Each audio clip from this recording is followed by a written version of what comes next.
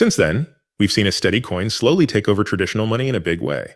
And this isn't going to stop. To be more specific, it's getting faster and faster. Almost 5% has been added to the stablecoin market in the last 30 days. And this is pretty big for a market worth more than $250 billion. And the number of transfers each month just jumped over $3 trillion. More than 37 million addresses are active every month, and more than 174 million people hold addresses. This market is so big that it can't be ignored any longer. Another strange thing about Rua is the market cap that it shows. By comparing it to the market cap of that coin, Z is actually wrong. The most up-to-date view shows that it's $272 billion. However, Roused is the thing I've been most interested in, because the market value of our loos keeps going up. We've reached $570, which is almost $8 million. Of course, we might also see our loos here. Let me look for it right here. We can see that the market cap has gone up by more than 31% in the last 30 days.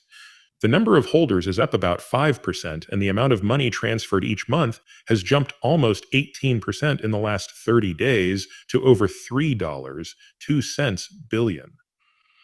Again, the only reason I'm interested in Roused is that Ripple has been putting everything they have into their stablecoin project.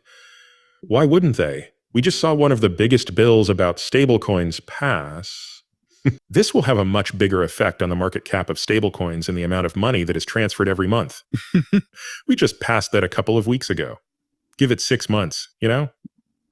Wait a year. Stablecoins will only get bigger from here on out. However, let's get right to this because we just saw a big report from JP Morgan, which is the biggest bank in the world. They said that crypto stablecoins would be added to the regular money system, and that real-world assets would be tokenized more. This is a clear sign of what's to come, right? And a flood of money into stablecoins is on the way. And now that we think about it, we should go back to stablecoins, right?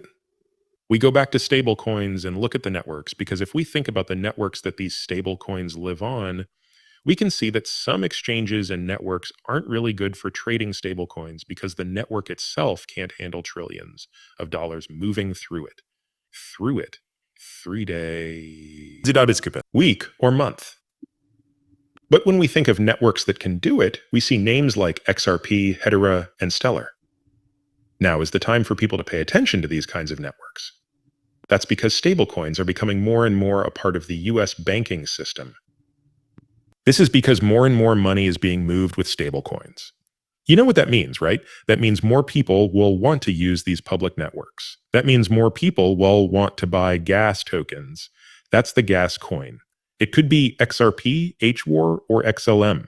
It doesn't matter. Yes? Yes. This means that a lot of people will want that token, which will change how much these tokens are worth. So XRP could go up by 2, 3, or 4 times its value based on how much money moves around on the XRP's ledger because of the stablecoin boom. On top of that, though, right? This is something that Brad Garlinghouse has talked about before. It had to do with eToro. Here is the Genius Act from RizXRP. It lets a lot of things happen. Pay close attention to this movie.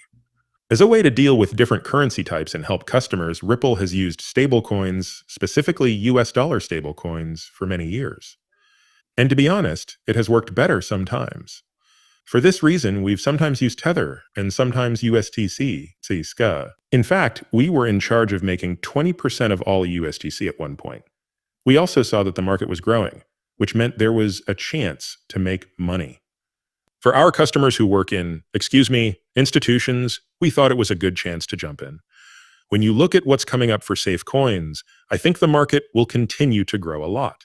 When we chose to release a steady coin, the market was worth about $120 billion. It's almost $200 billion today, I think.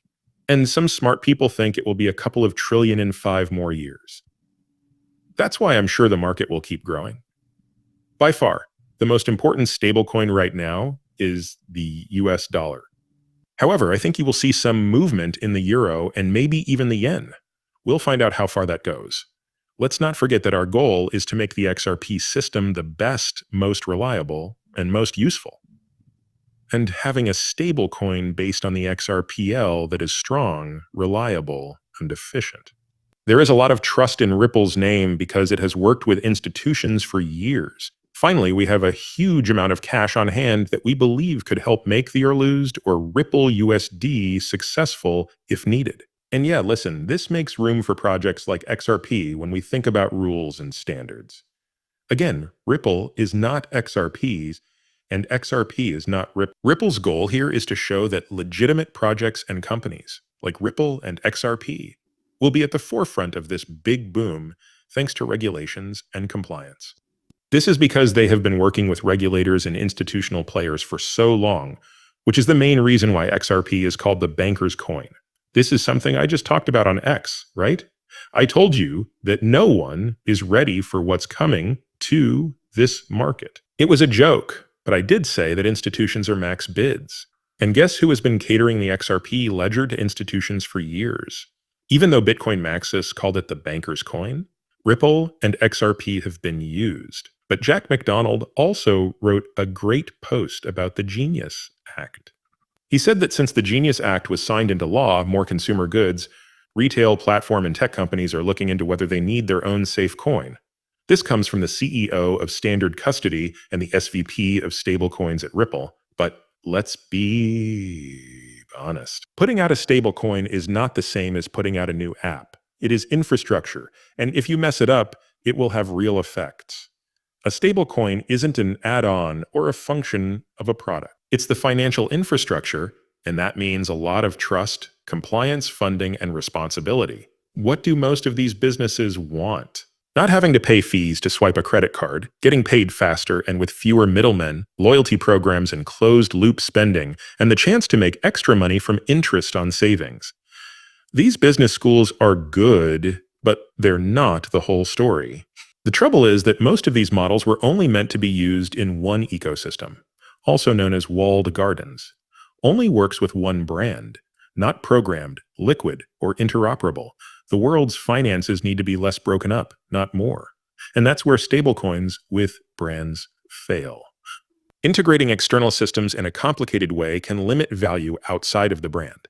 Because they only built it for one use case, there is no reason for third parties to adopt it. They are all made in the same style, which is a walled yard. Little use for businesses or customers. There's also the matter of trust. When you make a stable coin, you need clear supplies that can be checked. You need to match the rules. You need risk management that is built for businesses. That's not a sales job. That's a very strong business system. The US has a strong banking system, but many other markets around the world don't. In places where old systems fail, stablecoins can make USD more accessible, faster, and more open to everyone. That's where there is the most potential and the most urgent need. To sum up, stablecoins are more than just a way to pay or a way to promote a brand. These are important parts of current financial infrastructure and should be built correctly. And that is what we are doing at Ripple. That's the point, right? It all makes sense when we think about what Ripple has made with Roust. He also talks about walled gardens, which is interesting because that's something we've been hearing about for years. Takes care of. xrp is a neutral bridge currency that can be used to connect any valuable thing, even if the site is closed. If JP Morgan releases JPMD, Bank of America releases their coin, and Citi releases their coin, guess what? XRP could be the key.